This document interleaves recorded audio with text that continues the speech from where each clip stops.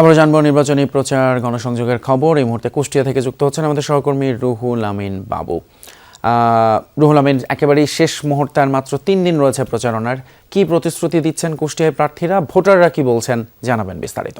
Silver টিপ কন্ট্যাক্টে তৈরি নিরাপদ ও নান্দনিক ক্লিক সুইচ নির্ভরতা জীবন জুড়ে।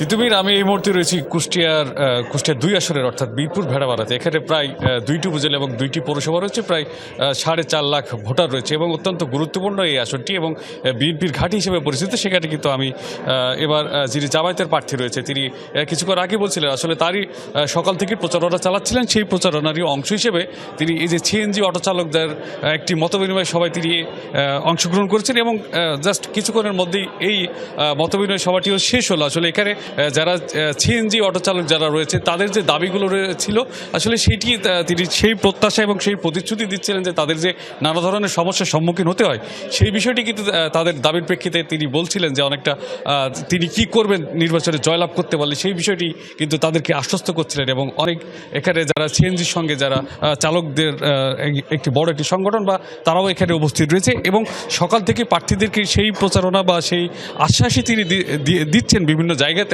অর্থাৎ এখানে যারা রয়েছেন এবং সাধারণ ভোটার যারা রয়েছেন তারা আসলে নিরাপদে সামাজিক যে নিরাপত্তার বিষয় রয়েছে, তাদের ব্যবসা বাণিজ্য যে বিষয়গুলো রয়েছে এবং এলাকার যে উন্নয়ন সেই সব বিষয়ে তিনি প্রতিশ্রুতি দিচ্ছেন এবং ভোটারদের দ্বারে দ্বারে ঘুরছেন। অর্থাৎ বীরপুর এবং ভেড়ামারা 2টি অনেক বড় কিন্তু উপজেলা।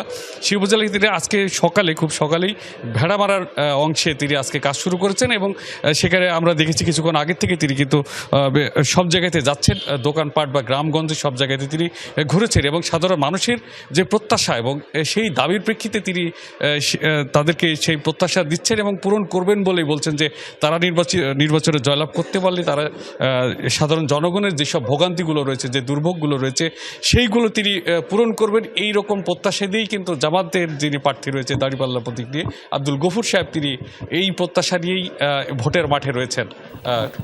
তিতুমির, অসংখ্য ধন্যবাদ রুহুল আমিন বাবু, কুষ্টিয়া থেকে জানাচ্ছিলেন সেখানকার নির্বাচনী প্রচারণার খবর।